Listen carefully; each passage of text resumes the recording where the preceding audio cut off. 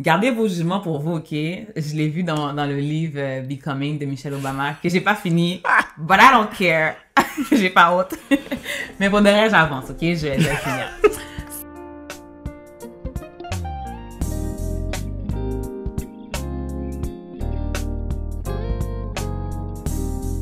Yo! Hello, people! What's up, guys? Bienvenue à un autre épisode, un autre installment, une autre édition. Quel autre synonyme encore? Ça, j'ai dit?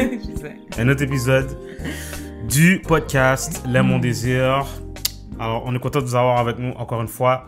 Pour ceux qui nous rejoignent pour la première fois, Les Mon Désir, un podcast où on discute de sujets qui nous touchent de près ou de loin afin de nous porter à réfléchir dans le but de comprendre, d'apprendre et de grandir. Alors, mon nom est Greg. Moi, c'est Sas. Sas est ma femme, je suis son mari et ensemble, nous sommes Les Mon Désir. Alors, on est content de vous avoir avec nous pour une autre édition. Surtout que la semaine passée, c'était une édition qui était très...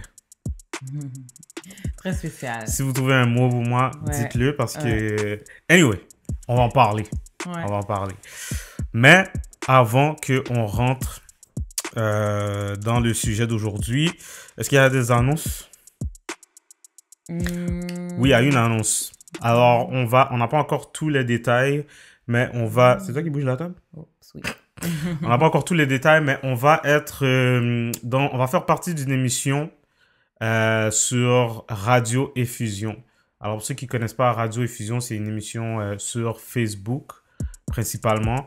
Et puis, une émission de variété, là, je pourrais dire, parce qu'ils discutent de plusieurs choses. Il y a souvent des entrevues, etc. Donc, on va faire partie de leur prochaine émission. Donc, quand cet épisode va sortir, je pense que l'émission va être genre demain. Donc, si je ne me trompe pas, ça va être le 2 mai. Okay. Mais on va confirmer ça sur le réseau. De toute façon, d'ici à ce que vous écoutiez cet épisode, l'annonce va sûrement déjà être sortie. Mais n'oubliez pas d'écouter ça pour nous supporter. Une autre annonce. On avait fait un live aussi avec Earrings Me. Shout out Earrings Me. Est-ce que tu veux dire un peu c'est quoi la compagnie Earrings Me? Oui, ben dans le fond, je vais essayer de l'expliquer dans mes mots là. Earrings Me, c'est un projet qui a été lancé quand même assez récemment. Puis dans le fond, c'est une bijouterie en ligne. Ouais. Où est-ce que une femme qui va se fiancer ou qui pense qu'il va se fiancer, qui espère se fiancer, peut aller sur le site puis faire une sélection de bagues de fiançailles qu'elle aimerait avoir. Puis, je ne sais pas comment ça se passe exactement, mais éventuellement, l'homme qui va la demander en mariage va pouvoir avoir accès finalement à ses choix pour choisir une bague selon son goût. Mais ce qui est intéressant avec cette compagnie, c'est qu'il vous supporte dans le choix de la bague de fiançailles, mais également dans la promotion d'une relation saine aussi. Donc, c'est pas seulement la journée du mariage, c'est aussi... votre relation. Fait que tout ce qui est après la date du mariage, ça c'est important aussi, puis ils mettent une emphase là-dessus. Donc on a participé à leur premier live, c'était vendredi. Ouais, vendredi. Il y avait aussi Nelson Blanc, il y avait aussi Lamar Photographer. Donc c'était un live très intéressant. Je sais pas si c'est encore disponible, mais en tout cas, make sure you follow Earrings Me. Exactement. Shout out. Donc, on va rentrer tout de suite dans notre rubrique critique. Critique.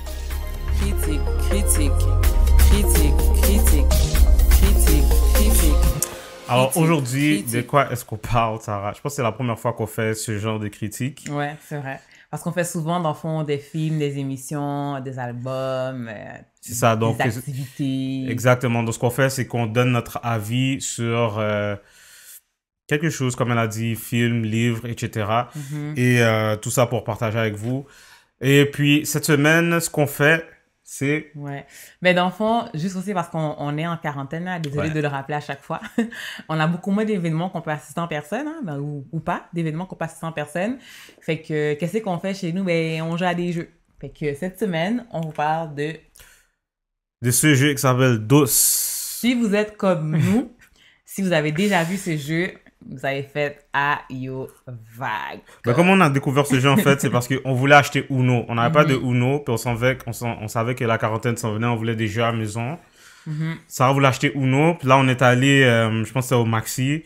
Puis là, j'étais dans la section des jeux, puis il n'y avait pas de Uno. Puis là, j'ai vu ça, DOS. Là, j'étais comme, c'est quoi ça? C'est comme un fake Uno, genre. Ouais, on a vraiment jugé le jeu. Ouais. Mais, tu sais, on s'est donné, on a donné une chance, là, on l'a acheté, vous savez, on a rien d'autre à faire. Donc, on l'a acheté, puis on a joué, on a lu les règles et tout. Puis, honnêtement, c'est un très bon jeu. Il faut juste vraiment se séparer de la conception de Uno, parce que c'est pas ça. Ouais, c'est trop complètement différent. C'est ça, c'est vraiment pas ça. Mais ouais, finalement, on aime bien le jeu. Tu voulais rajouter, tu voulais décrire un peu c'est quoi? Ben, le jeu, je vais pas trop m'embarquer dans les explications parce que je peux pas vous montrer là. Mais c'est vraiment un jeu qui se joue à plusieurs. Je pense que ça joue jusqu'à 8, si je me trompe pas. Tu sais, le concept est similaire à Uno. Vous avez un nombre de cartes, puis le but... Ah non, c'est 4 personnes maximum. 4 personnes, ok. Le but, c'est de... Non. Ouais, c'est ça, 4 personnes. C'est ça, okay. 4 personnes. Le but, c'est de se débarrasser de son paquet de cartes le plus vite possible. Honnêtement, moi, j'ai beaucoup jugé. Mais si vous cherchez une bonne alternative, peut-être parce que j'ai trop joué à Uno aussi, là. Mais on dirait que c'est même mais dans le fond, plus bon.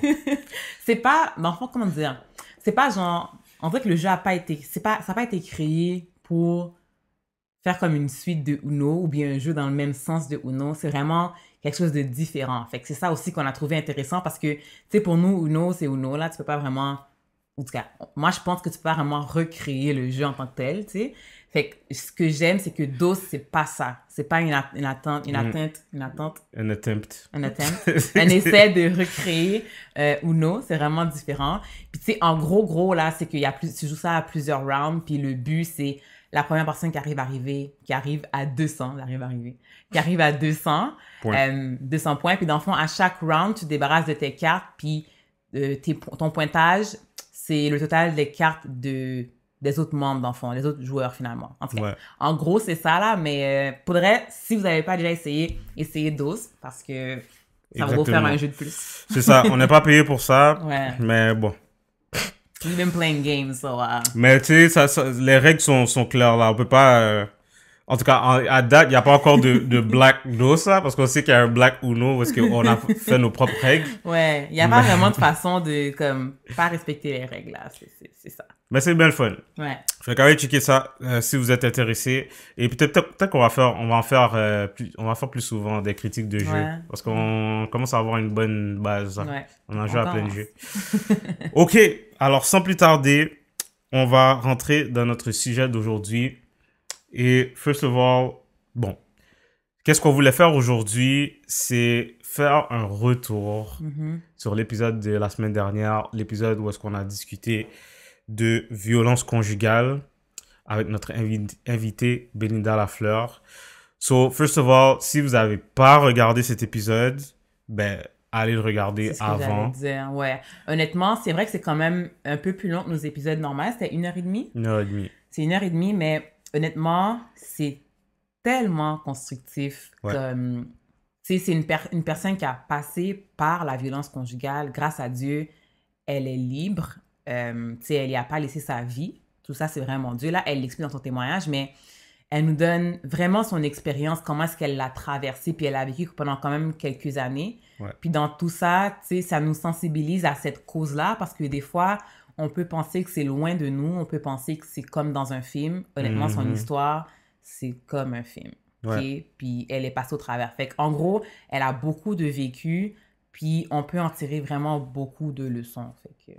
Exactement. So, aujourd'hui, on voulait revenir là-dessus parce que, bon, après le live qu'on a fait, on avait mis une question sur Instagram, ceux qui nous suivent, puis ça disait, qu'est-ce que vous avez retenu de l'émission de l'émission sur la violence conjugale. Ouais, de l'histoire de Belinda. Exact. Et dans le fond, nous, ce qu'on voulait faire, c'est la même chose. Parce qu'on n'a pas vraiment eu l'occasion d'en parler, puis il y a tellement de trucs qu'elle a touchés, tellement de trucs que moi, en tout cas, personnellement, ça m'a beaucoup fait réfléchir. So, on va faire ça. On va faire ça. Puis, comme d'habitude, n'hésitez pas à participer à la conversation. Puis si vous n'avez pas encore fait, on va le dire à la fin, mais subscribe. Subscribe on YouTube. Ouais. And follow us on IG and Facebook. Mhm. So, alors, Tu veux commencer ou tu veux que je commence? Ben, ouais, je pense que je vais commencer. Vas-y. Puis dans le Alors- fond, je partage mes points, puis tu vas renchérir aussi. Ben, commence par un point. Ouais, ok. Ouais, ouais. Le premier point que j'ai retenu par rapport à l'histoire de Belinda, c'est quelque chose que je pense que on fait pas assez attention, ou bien si je peux peut-être parler plus pour ma part, c'est quelque chose qu'on peut mettre de côté, souvent dans l'optique de pouvoir, dans l'optique d'être submergé par toutes sortes de choses. Fait que je partage mon point. C'est dans le fond de ne pas perdre de vue ce que toi t'aimes ou même qui tu es dans une relation. Parce que je pense que avec, ben c'est sûr que là, la quarantaine nous permet de pouvoir ralentir vraiment beaucoup Mhm. dans notre train de vie, hein, dans ce qu'on fait, parce que c'est beaucoup plus limité aussi ce qu'on peut faire. Mais dans une vie courante, là, puis je pense que vous allez pouvoir être d'accord avec moi, c'est que on a tellement de choses à faire, on est tellement occupé, on donne tellement d'importance partout que parfois, on s'en accorde moins. Mhm. Puis on accorde moins d'importance à ce que nous, on aime personnellement, peu importe ce que ce soit, là, que ce soit le temps que tu passes avec toi-même, ton temps personnel ou les activités que toi, tu aimes faire. C'est ça. Fait que, tu sais, pour pouvoir finalement plaire à une autre personne. Fait que je pense que c'est important. Puis je pense que l'histoire de Belinda mentionnait ça aussi, finalement, de faire attention de ne pas se perdre, finalement, de ne pas perdre qui tu es, de ne pas négliger ta personne pour pouvoir plaire à quelqu'un d'autre. Mais peux-tu me dire quelle partie de l'épisode Qu'est-ce qu'elle ou disait? ouais, qu'est-ce qu'elle a Ouais. dit qui t'a fait Ben, penser à ça? personnellement, quand ce point-là m'a touchée, c'est quand elle mentionnait, exemple, que, tu sais, son abuseur lui disait, mettons, j'aime pas quand tu fais cette coiffure-là. Puis, tu sais, elle disait, Hmm. ben, moi, elle se disait en elle-même, tu sais, moi, j'aime cette coiffure-là, je trouve que ça me va bien. Mais, tu sais, à force de se le faire répéter, elle a comme douté un peu de ça, puis elle est comme revenue sur ce qu'elle aime pour pouvoir, tu sais, plaire à cette personne-là, là. De ce que j'ai compris, bien sûr. Fait que, puis ça, c'est son exemple, mais je trouve que ça peut tellement s'appliquer à ma vie ou peut-être à votre vie aussi, de, tu sais, oublier un peu qui tu es ou de un peu te négliger, puis négliger tout ce que toi tu aimes dans l'optique de pouvoir plaire à une personne ou bien à la société, finalement, parce que tu as des standards dans la société ou bien des images qui te sont comme envoyées de partout. Tu dois être comme ça, tu dois être telle taille, tu dois, tu sais, plein d'affaires. Fait que je pense que c'est facile là, de se perdre soi-même. Ok. Ok, Qu'est-ce que t'en penses? intéressant. Non, je suis d'accord, mais j'étais juste en train de me poser la question parce que je pense qu'il y a une balance à avoir dans le sens que, tu sais, c'est sûr que est-ce que tu dois prioriser ce que t'aimes? C'est quoi la balance entre prioriser ce que t'aimes et vouloir plaire à ton partenaire? Parce que, tu sais, quand elle parlait, dans le fond, c'était tough parce que c'est comme si que, en tout cas, dans son cas, je pense que c'était malsain parce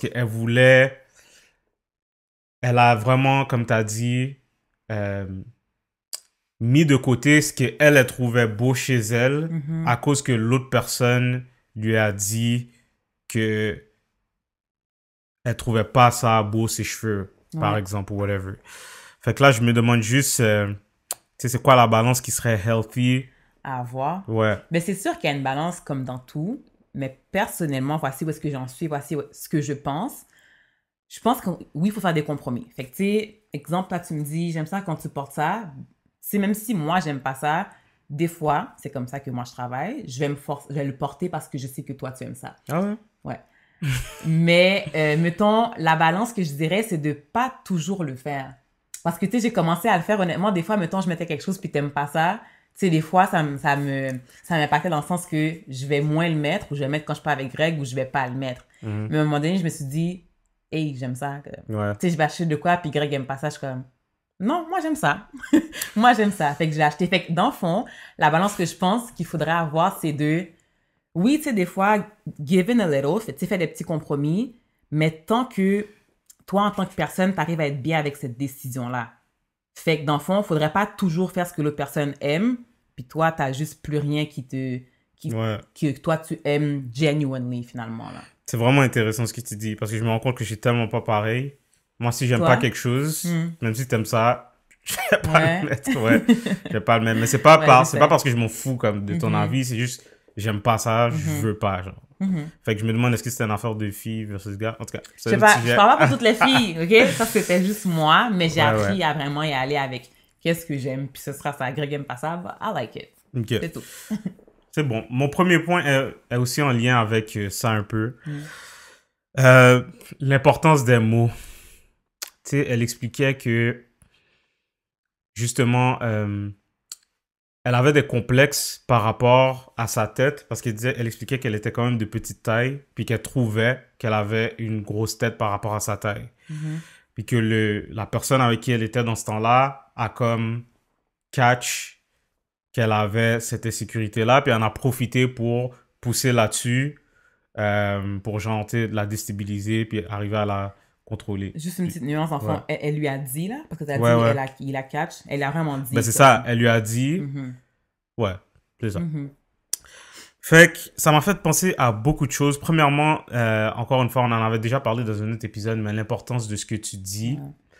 Puis que, tu sais, ce gars-là, dans la relation, c'était un abuseur. Par contre, je suis presque sûr que dans toutes nos relations, il y a des choses qu'on dit sans avoir comme but d'abuser ou de violenter la personne avec qui on est, Mhm. mais que ça a quand même ça comme effet, comme résultat. Puis, tu sais, moi, je me rends compte que, en tout cas, ceux qui me connaissent savent que je suis un emmerdeur, là. Ben, toi aussi. En tout cas. Puis, tu sais, moi, j'aime ça comme taquiner, là. Mhm. Puis, Ouais. Sarah, je la taquine tout le temps.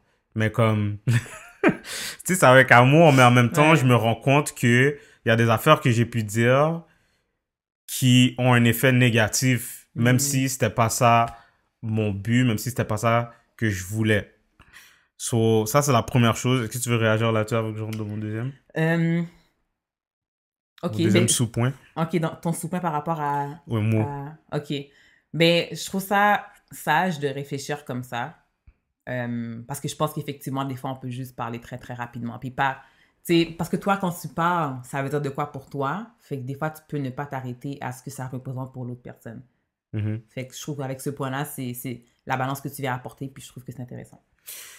Ok. Le deuxième sous-point par rapport à ça, au mot, c'est que j'ai réalisé à quel point c'est important de, un, partager ses insécurités en lien avec ça, puis je vais l'expliquer, et de deux, partager ses insécurités avec la bonne personne. Mm. So, premièrement, c'est important, j'ai appris dans cet épisode-là que c'est important de partager ses insécurités. Pourquoi? Parce que des fois, on va dire, toi qui me taquines sur une insécurité que j'ai, puis tu sais pas que c'est mon insécurité, puis moi, ça m'énerve, puis ça me fait bouillir en dedans de moi, mais je te l'ai jamais dit. Toi, tu peux pas le savoir, right? Ouais. Tu peux pas le savoir que qu'est-ce que ça me fait si je te l'ai jamais dit. Mhm. Puis là, out of nowhere, j'ai des réactions bizarres, puis toi, tu Mhm. comprends pas, puis tu dis, ben là, on fait juste niaiser. Mhm. Puis tu sais, c'est tellement bizarre parce que cette semaine, j'ai admis comme à Sarah une insécurité que j'avais depuis que j'étais extrêmement jeune. Puis je pense que c'est la première fois que j'admettais ça, by the way, Mm. comme à voix haute. Premièrement, ça m'a fait du bien de lui dire. Puis, parce que je pense que ça fait partie d'un processus de guérison. Mais deuxièmement, ça lui a donné une perspective aussi. Fait que de la façon qu'elle me parle, elle va peut-être pouvoir changer la façon qu'elle parle. En tout cas. Mais je pense que je commence à me défaire de cette insécurité-là. Mais j'ai été à l'aise de le dire à Sarah parce que je savais qu'elle allait chérir cette information-là, dans le sens qu'elle elle va pas l'utiliser contre moi. Fait que ça, c'est mon autre sous-point par rapport à ça. Tu sais, l'importance de divulguer ses insécurités, mais aussi à qui tu les dis. Parce que quand tu donnes, ça, c'est être vulnérable avec quelqu'un qui peut l'utiliser contre toi. C'est comme un pouvoir qu'on donne à cette personne-là. Puis, tu sais, dans l'histoire avec Belinda, elle disait que, tu sais, comme tu disais, elle lui avait confié ça, cette insécurité, puis la personne l'a juste utilisée. Contre elle. Et ça a eu des impacts importants comme psychologiques, tu sais. Fait que juste Mettez-vous dans la situation, pensez à votre insécurité que vous avez, puis imaginez quelqu'un qui vous emmerde chaque jour là-dessus, genre. Mhm. Puis une personne d'autant plus que vous aimez, genre. Tu Mhm. sais, c'est deep. En tout cas, moi, c'est une des premières choses que j'ai appris et que j'ai réalisé avec cet épisode. Mhm. Tu vas aller avec ton deuxième point? Ouais, donc un deuxième point que j'ai retenu par rapport au témoignage de Belinda, c'est dans le fond, puis on en a déjà parlé dans le fond dans les émissions qu'on a enregistrées là, c'est que qu'il faut prendre en considération euh, la manière ou l'opinion de ton entourage par rapport à la personne que tu aimes. Mm. Voici ce que je veux dire. Dans le fond, puis je pense que j'ai déjà dit aussi, pour moi, c'était vraiment important comment est-ce que mon entourage réagissait par rapport à la personne que j'allais éventuellement considérer bâtir un futur avec. Fait que, tu sais, c'est Greg. Donc, tu sais, quand je l'ai amené chez mes parents, ben, tu sais, j'avais une oreille attentive à ce que ma mère allait dire, mon père allait dire, mes frères et sœurs allaient dire, mon beau-frère allait dire, ma belle-sœur est arrivée en même temps, fait que laisse faire. Mais ouais, c'est pour moi, c'était important de savoir qu'est-ce que ces gens-là allaient dire de lui. Puis mes amis proches aussi, je voulais entendre leur opinion. Parce que pour moi, tu sais, je pense que j'ai un cercle de personnes qui sont honnêtes, intègres, qui ont des bonnes bases, des bonnes fondations, des bonnes croyances, des bonnes valeurs.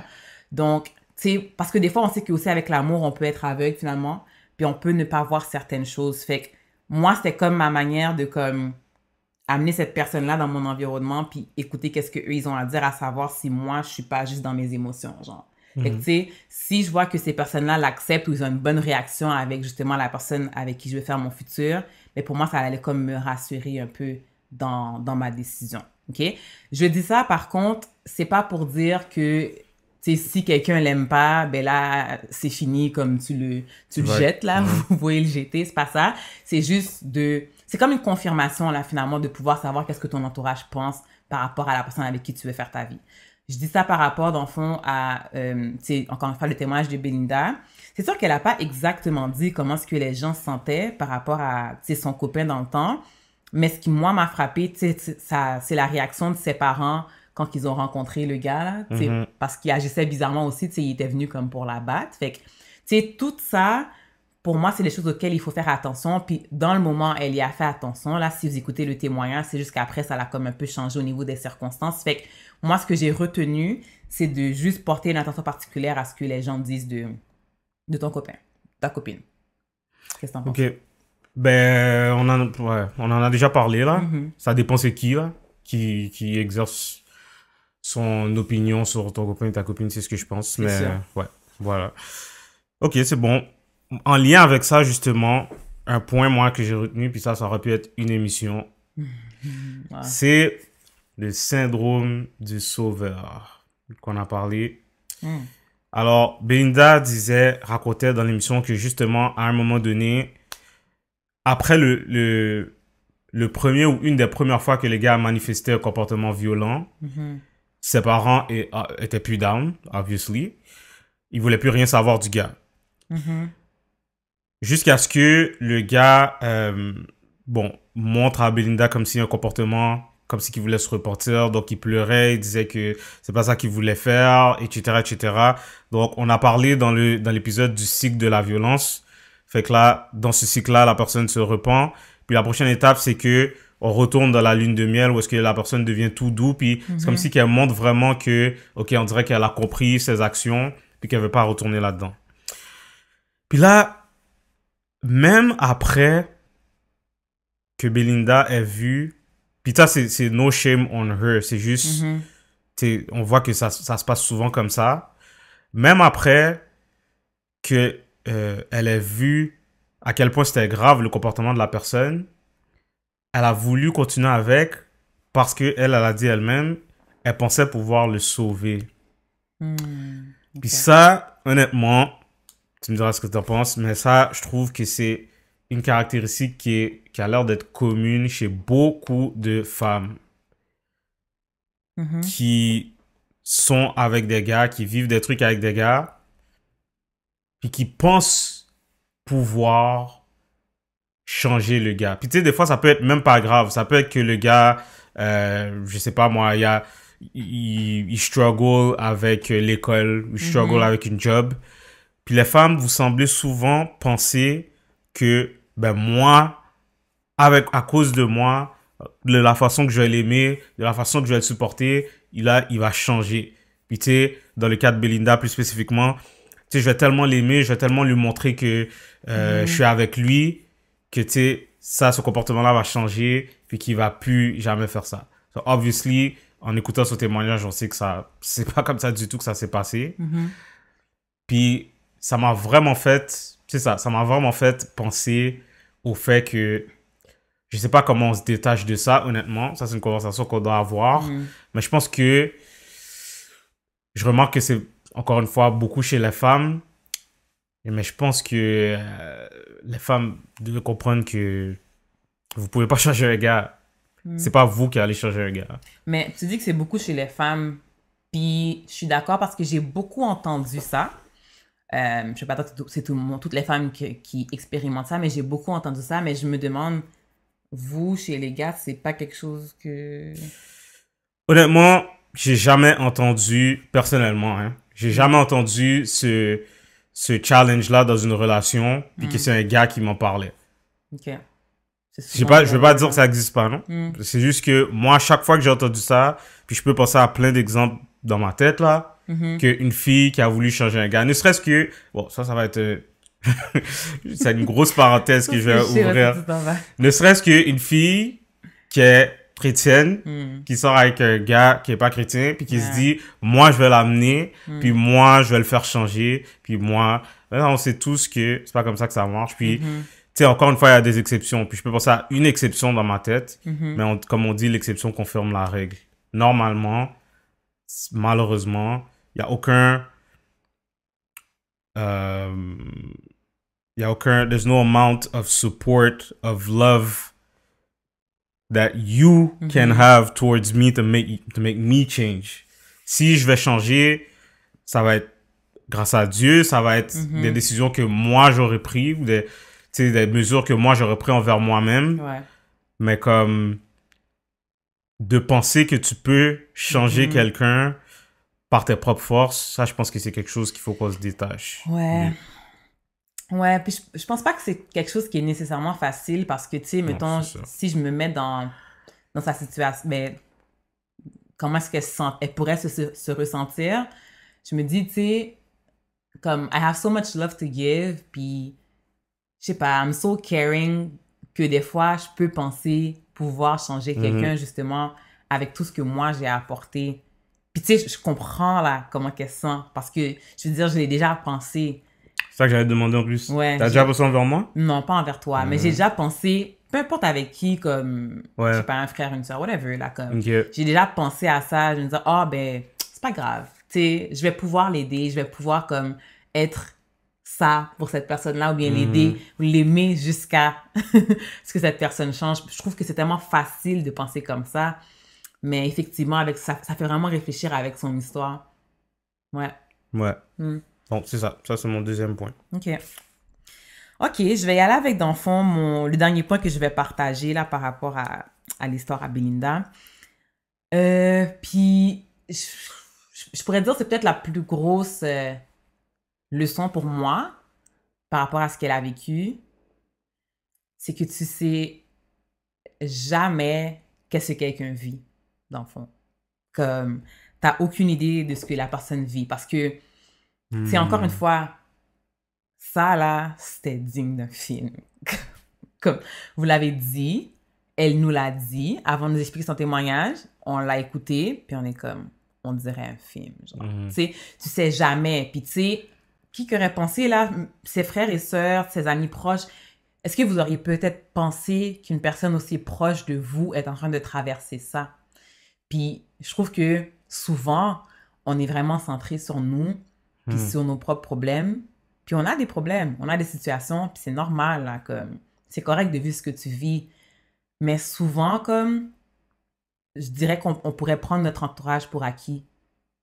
C'est ne serait-ce qu'un ami ou une amie réagisse d'une manière qui fait pas ton affaire, ben tu te sens offusqué, been there, done that, tu te sens offusqué, puis tu le prends personnel, Puis là, tu pousses Mhm. la personne, genre, puis tu sais pas qu'est-ce que la personne vit. Tu sais? Fait que je ne peux que m'empêcher de penser, mettons, à Belinda, là, si elle avait quelqu'un qui l'avait abandonnée parce qu'elle l'a texté, puis elle a jamais répondu, ou elle l'a Ouais. appelé, puis comme, elle a répondu vraiment sec, genre, puis la personne a dit, oh, vague sur Belinda, comme, oublie Mhm. ça. Puis là, t'écoutes ça, genre. Comme, honestly, my heart goes out for you parce que j'aurais peut-être réagi de la même façon, malheureusement. Comme, c'est tellement facile. Fait que, tu sais, ça m'a fait comme un peu ralentir sur comment est-ce que je pense par rapport à mon entourage. Mhm. Puis, tu sais, elle a dit quelque chose là. Elle a dit, dans le fond, dans cette période-là de ma vie, tu sais, d'avoir une personne qui était là pour moi, tu sais, je paraphrase là, Mhm. d'avoir une personne qui était là pour moi, ou tu sais, de savoir que je peux appeler telle personne ou que cette personne-là est disponible, ça valait tout l'or du monde. Puis juste Mhm. ça, comme, ça, it gave me chills, je suis comme, c'est vrai, tu sais, c'est correct si, mettons, la personne que t'appelles veut pas s'ouvrir maintenant, tu sais, faut pas le prendre personnel. C'est correct si elle veut pas te texter ou si elle veut pas sortir avec toi, ou tu sais, si elle a pas envie, parce qu'elle a le droit de pas avoir envie. Mais comme, faut genre laisser la porte ouverte pour que quand la personne soit prête à te parler, ben qu'elle sache que t'es là. Parce que tu sais, elle, le moment qu'elle voulait parler, s'il y avait personne pour elle, ça aurait été encore plus tough que ça l'a déjà été pour elle. Fait que tu sais, juste de comme réfléchir à nos relations, réfléchir à comment est-ce qu'on agit, not be so much in our feelings because it's so easy, Mhm. puis juste de se dire, OK, tu sais, je vais comme relâcher un peu my grip on the situation, puis je vais la faire savoir que je suis là pour elle, puis quand elle voudra parler, ben je vais être là. Mhm. Puis, encore une fois, ça vaut tout l'or du monde, ça peut sauver une vie. Fait que ça, c'est ma plus grosse leçon, je pense, dans la situation. C'est vraiment intéressant parce que on s'est pas partagé nos points, Mm. mais mon point aussi, dernier point, est vraiment lié avec ça. Puis je pense que c'est une autre, c'est comme une autre facette de ton point. Mhm. Bah, en passant, je suis vraiment d'accord avec tout ce que tu as dit. OK. Mais moi, le dernier point que je voulais apporter, puis elle a mentionné aussi, c'est par rapport au paraître. Mm. Fait que tu sais, en tout cas, là, j'ai parlé de la communauté haïtienne parce que c'est ça que je connais, malgré que je sais qu'il y a d'autres communautés qui sont fortes là-dessus. Mhm. Mais pour les Haïtiens, le paraître, c'est comme tout. It is C'est comme everything. la chose la plus importante, genre. Puis, tu sais, les Haïtiens, la mentalité là dans la communauté haïtienne, c'est que tout le monde passe par des affaires, puis on sait que tout le monde passe par des affaires, mais tu peux pas, on peut pas te regarder puis voir que tu passes par des affaires. Même si tu passes par n'importe quoi, c'est inacceptable de montrer que tu passes par quelque chose, de montrer que tu vas pas bien. Tu dois montrer que tu es toujours on top of your game, Ouais. que tu es toujours là. Mhm. Puis tu sais, ça c'est quelque chose avec lequel on a été élevé, puis c'est quelque chose que Belinda mentionnait. Puis elle disait que elle pouvait se faire, tu sais, vivre des trucs vraiment, euh, vraiment impossibles à la maison. Mhm. Mais quand elle allait sortir, t'allais pas le voir. Mhm. Si tu le voyais, c'est parce qu'il y avait des marques physiques, mais jamais t'allais voir en parlant avec elle qu'elle vit quelque chose. Fait que, tu sais, c'est pour ça que je dis que c'est comme similaire à ce que t'as dit, Mhm. parce que on sait jamais ce que les gens vivent, mais encore pire, dans notre communauté, Ouais. on s'arrange, je vais m'arranger pour pas que tu le saches. Mhm. Et alors, puis ça, je pense que c'est vraiment, vraiment un problème Mhm. Parce de qu'après, tu souffres. fierté, là. Ben, c'est Ouais. ça. Puis, tu sais, je pense que c'est bon d'avoir de la fierté, mais il y a Mhm. jusqu'à une certaine limite, là. Mhm. Puis, tu sais, nous, ça pourrait être un épisode en Ouais, soi, ouais, là. ouais. Mais nous, on est extrêmement fort là-dedans. Tu sais, c'est vraiment le, comme j'ai dit au départ, le paraître, c'est tout, là, pour notre Ouais. communauté. Ouais. J'entends ce que tu dis, puis c'est vrai. C'est malheureux par contre parce que, tu sais, comme tu mentionnes, euh, on a appris à être des personnes qui, justement, qui mettent une bonne importance sur le paraître. Puis il faut pas que tu montres que t'as pas de bouffe chez vous, là, quand tu sors. Faut pas que tu aies l'air de ne Mmh. pas avoir mangé, là. Faut Ouais. pas que tu aies l'air d'être en dépression. Faut pas que tu aies l'air de Mmh. telle affaire, mais pourtant tu souffres, comme. Mmh. Puis c'est comme si, je trouve que ça donne un passe-droit pour ne pas deal avec justement ce que tu ressens, ne pas deal avec ta souffrance, ne pas deal avec ta dépression, puis ne pas demander de l'aide non plus. Ouais.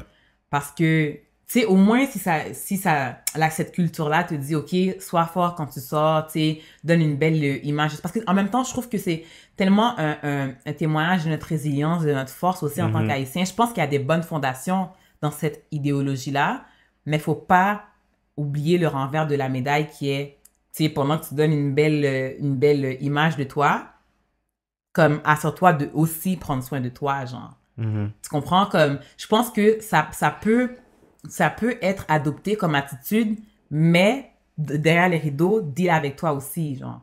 C'est ça comme la nuance que je pense qu'on devrait avoir. Puis je trouve ça triste de négliger ça parce que ça va juste faire que tu vas souffrir en silence. Puis finalement, tu risques que comme de te faire beaucoup plus de mal. Puis quand tu vas avouer finalement que tu vis avec telle affaire, les gens vont être surpris parce qu'ils vont être comme... Pourtant, c'est pas l'image que tu me donnais. Pourtant, c'est pas ce que je voyais. Fait tu sais. Pourtant, c'est même c'est pas ce que tu m'as dit. Non, exactement. Parce que je t'ai parlé il y a 2 semaines puis tu m'as dit, oh, t'étais chill. Ouais. Mais là, maintenant, comme t'as l'air vraiment pas bon. Puis c'est dommage parce que ça nous empêche de nous ouvrir comme à certaines personnes pour pouvoir justement rechercher de l'aide. Puis, tu sais, c'est là que la fierté vient nous faire défaut, je trouve, parce que on est trop fiers pour demander de l'aide. Ouais. Puis t'as besoin de cette aide-là, genre. C'est ça l'affaire. Les Haïtiens sont fiers, Ouais. mais trop fiers, Trop fiers. pour demander de l'aide, comme t'as dit. C'est ne serait-ce que parce qu'on regardait une émission dernièrement, The Different World. Puis tu sais, elle, la fille Whitley, comme elle est dans la bourgeoisie, puis ses parents, like, they got everything. C'est juste qu'elle elle voulait faire son propre chemin finalement avec son mari. Puis quelqu'un l'a proposé parce qu'elle avait plus de travail. Quelqu'un a dit, ben va demander pour le chômage. Puis t'es comme, moi, demander pour le chômage? Ben non, je ferai jamais ça. Pourquoi? À cause du paraître, mais t'as besoin d'argent. Comme, c'est ça. Comme, toutes des affaires. Bon, parce qu'en même temps, il y a beaucoup d'aides qui nous est offerte. Ne serait-ce que maintenant, l'aide que le gouvernement offre pour ceux qui ont perdu leur emploi puis qui n'ont pas de revenus. Tu sais, je veux dire, c'est de l'aide. Si t'as pas d'autre choix, tu peux aller chercher cette aide-là. Il y a personne qui va mal te regarder pour ça. C'est là pour toi. C'est un programme qui est là pour toi, mais tu t'en bénéficies pas. Puis tu sais, j'y pense là vite, mais c'est la source de tellement de problèmes plus profonds, dans le sens que... Physique, là. Bon, je vais juste laguer ça. C'est vraiment fort dans la communauté haïtienne chrétienne que, on va dire, une fille tombe enceinte avant le mariage, on va la faire se marier. Il n'y a pas de logique là-dedans, ok? C'est parce que, bon, pour rendre ça plus accessible, dans la communauté chrétienne haïtienne, dans la communauté chrétienne, t'es pas supposé avoir de relations sexuelles avant de te marier.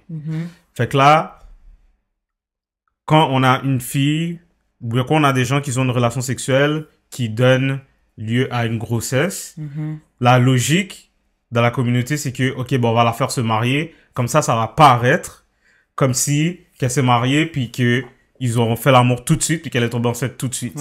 Ouais. Mais tellement que ça n'a pas de logique, tu sais, j'ai vu des cas, moi, où est-ce que la personne était 5-6 mois enceinte, puis tu vas la faire se marier. Mais tout le monde sait. C'est un calcul rapide, là. Tout le monde sait, quick math, ça. Tout le monde sait que il y a eu relation sexuelle avant le mariage. Puis ce que tu fais, c'est à cause du paraître, pour pas paraître mal.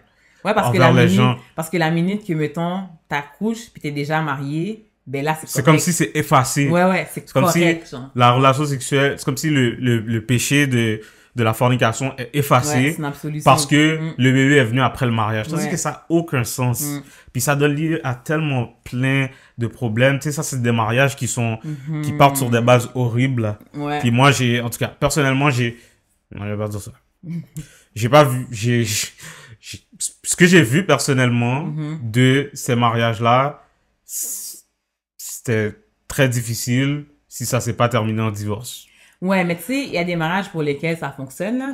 Je sais que c'est ce qu'ils pensent, mais ça n'empêche que, mettons, tu fais un mariage vite forcé, t'as pas l'argent, t'as pas comme, ça amène beaucoup de problématiques. Tu pourrais juste prendre ton temps puis voir si tu veux vraiment le faire. C'est ça. Fait que c'était pas pour parler du mariage, là, mais c'est vraiment juste pour donner l'exemple de à quel point on va tout faire pour bien paraître sans deal réellement avec the issue that's in. Puis j'ai peut-être un dernier exemple aussi, là, avant qu'on termine.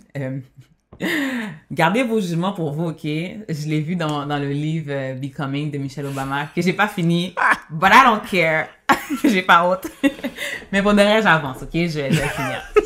So, dans le fond, ce qui était vraiment intéressant, parce que tu disais la communauté haïtienne, mais c'est pas la communauté haïtienne tellement. Elle est... Oh mon Dieu, j'ai oublié. J'ai oublié de quel... Américaine? Ouais, Black American, mais j'essaie de me rappeler ses parents viennent de où. En tout cas, je pense qu'elle a dit, mais j'ai oublié. Bref, son père est décédé. Puis son père est décédé quand elle était quand même assez... Ben, je dirais début de l'âge adulte, là, elle. Fait que son père est décédé. Puis son père est décédé parce qu'il était malade. Et j'ai aussi oublié le nom de la maladie. Mais c'est une maladie qu'il a eue depuis des années. Par contre, lui, il l'a découvert vers la fin de sa vie. Puis pourquoi? Parce qu'il était jamais allé à l'hôpital, genre. Il n'a jamais été à l'hôpital pour pouvoir traiter ça. Puis pourtant, c'est pas une maladie qui s'est manifestée à la fin de sa vie. C'est une maladie que, tu sais, je suis pas dans le domaine de la santé, mais il a eu beaucoup de signes pour lui montrer que quelque chose cloche, comme, va à l'hôpital. Pourtant, quand il avait quelque chose, ben, il prenait son mal en patience, puis il faisait rien, comme elle disait, mon père a jamais manqué un jour de travail parce qu'il était malade, genre. Il était malade, il avait mal, il se levait, il allait travailler à chaque jour. Puis à un moment donné, tu sais, il commençait à marcher beaucoup plus au ralenti, comme il était essoufflé, puis tout. Puis même elle, puis sa mère, ils ont dit, on va t'amener à l'hôpital aujourd'hui. Puis ils l'ont presque convaincu, puis finalement, il a dit, non, j'allais travailler. Puis il est parti aller travailler, genre. Puis ça l'a mis vraiment beaucoup de temps pour aller à son auto, comme il était malade, là. Puis il n'a pas été.